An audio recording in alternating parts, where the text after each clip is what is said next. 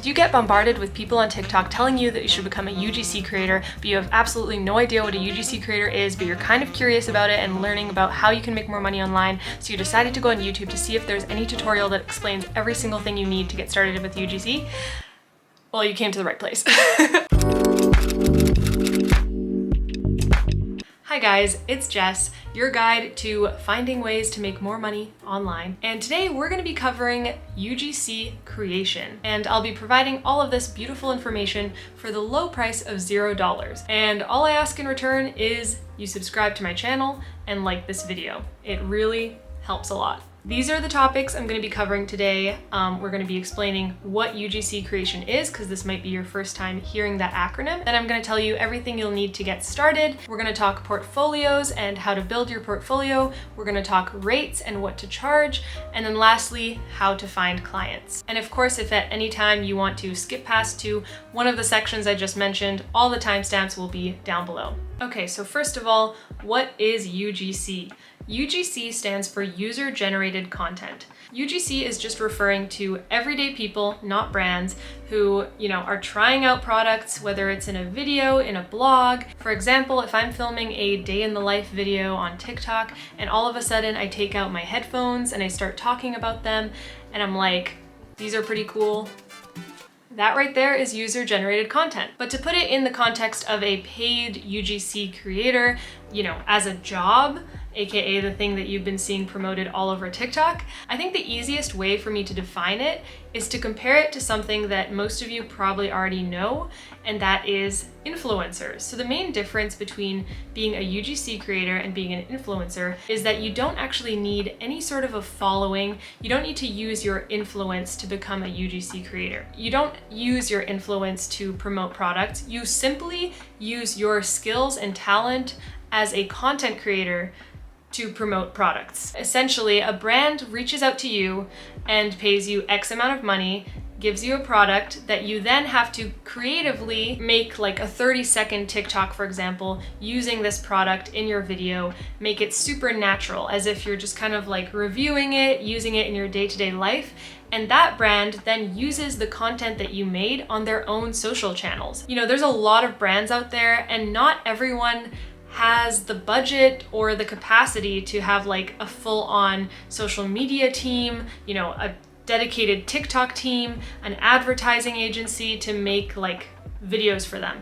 So instead, they may reach out to freelance UGC creators and say, hey, can you produce a couple of videos with our product, and we'll pay you this much for it. So you're essentially using your content creation skills to produce these videos for brands. Now, before we go to the next part of this video, which is the equipment that you need, I do want to put out this little disclaimer because, again, I do see a lot of people on TikTok promoting that, they've made like thousands of dollars in a week off UGC creation. And I don't want you to go into this with a false hope that it's super easy. Making UGC content, it's not as easy as getting sent a product and filming a little video holding it. You know what I mean? You need to have a good sense of consumer psychology, what do people want to view so they don't scroll past the video. You need to make sure it doesn't look cheesy or advertisey, because it's not an advertisement per se. It's supposed to look more authentic. So I just want to say, do your research, really take the time to build your portfolio, which we'll be talking about portfolios in just a moment. But anyways, on to the next section of this video, and that is, what equipment do you need to get started? Okay, apologies for the difference in sound. My mic was not recording this whole time. Love that for me. But anyways, you need a camera or a phone. I personally use a camera to film my videos just because I think it's better quality, but you can totally use your phone. And I highly recommend getting a tripod as well as some decent lighting. So I have a pretty cheap setup that I got entirely off Amazon, so I'll link it down below. I have this tripod that I got for I think it was $30, this lighting setup, which was also really cheap. And I recently purchased this tripod extension for your phone. You basically put your phone in here and attach it to a tripod, so now I basically have a tripod for both my camera and my phone, so super useful, and this was only like $10. And then you're gonna need an editing software. You can use CapCut, which is a free editing software on your phone, or if you're like me and you are kind of extra, you can use Premiere Pro to edit your videos on your computer. But most importantly, these videos are most likely gonna be on TikTok, so you can even use the TikTok editor, like within the app, to edit your videos. And I'm pretty sure there's a way to remove the watermark as well. The last thing that you'll need is the products that you'll be using in the videos, and those will get sent to you by companies.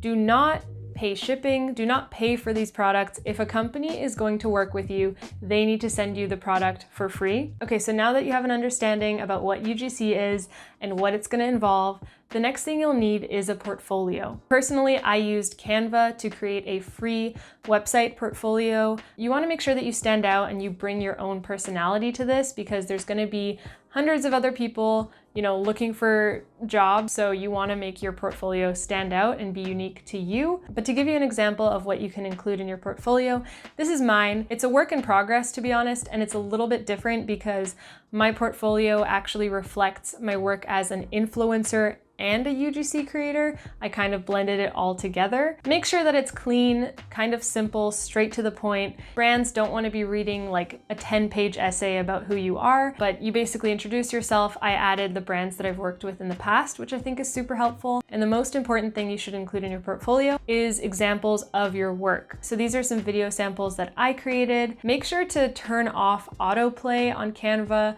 for the videos. You don't want all the videos playing at once. I also included my rates in my portfolio for UGC specifically, and this is kind of a toss-up. I've been hearing kind of two sides to this about whether or not you should include your rate. I think maybe you shouldn't, because then you might get better opportunities. You might not be like selling yourself too short, but we'll actually get into rates in this next section of the video. And then at the end, I have this call to action, which is just my contact me, my email, and I even included a type form if clients want to reach out to me as well. Okay, so you've built a portfolio. Next up is rates. How much do you want to sell your work for? Because time is money, and you don't want to sell yourself too short, but you also don't want to overcharge, especially if you're starting out. So again, I've heard really mixed things about how much you should charge, but the range seems to be somewhere between $50 to $150 per video. The content creator industry as a whole is very confusing when it comes to rates, because literally there is no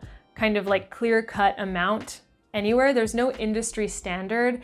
Every creator kind of charges different things. Honestly, a lot of brands may offer you what their price is. Maybe they're offering to pay $100 or $150 for a video, so you can go kind of by their rate. I think ultimately your rate can be determined on a case-by-case basis as well. Some projects may require way more effort on your part. You can also do kind of like a package deal. Maybe they want 5 videos, so you can give them a little bit of a discount. Honestly, at the end of the day, it all comes down to you and what you're comfortable with charging. I would suggest never lowballing yourself. Even if you're just starting out, never accept free UGC collaborations.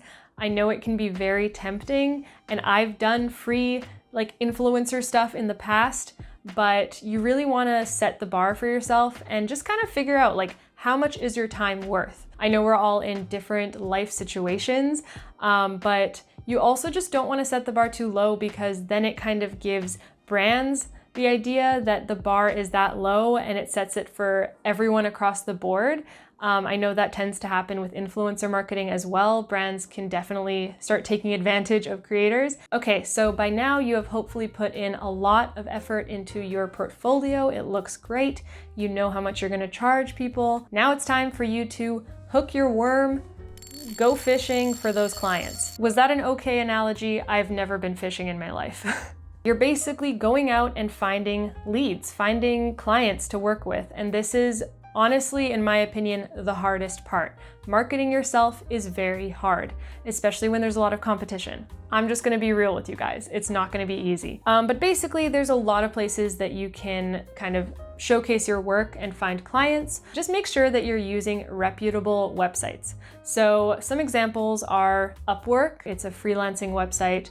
and there's a lot of UGC clients on there. There's also Fiverr. A lot of people are finding work via Twitter and just social media in general. A lot of the people promoting UGC on TikTok are saying, you don't need any sort of a following to be a UGC creator. And while I do agree that's true, it's different from being an influencer, you still need to have social media accounts to find clients. This is a social media job at the end of the day, so you can't really be kind of like hiding offline in a corner and expecting to have people, clients find you. Okay, so that was my high-level overview of what it is to be a UGC creator and how to get started. I hope this video helped you guys, and if it did, please be sure to subscribe, like this video. As I said, next week I will be sharing all of my learnings from this experience. I have a lot to say about it, some good, some bad. So you will definitely want to stay tuned for that if you're considering a career in UGC. But I'll see you guys next time, and wishing you all the best on your UGC endeavors. Bye.